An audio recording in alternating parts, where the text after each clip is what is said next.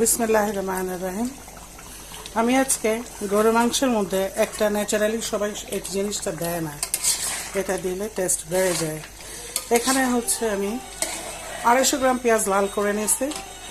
তারপরে ডালের চামচের 2 চামচ রসুন বাটা দিই, রসুন বাটা আর 5-6টা আস্তা রসুন দিচ্ছি। আর হচ্ছে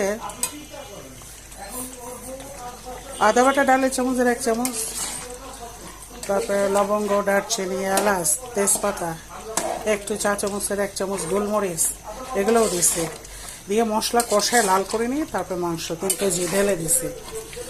এটা কষানো হচ্ছে, এটার সাথে আমি চৌত্রি ওটা 2-3 টুকরা দিছি চৌত্রি।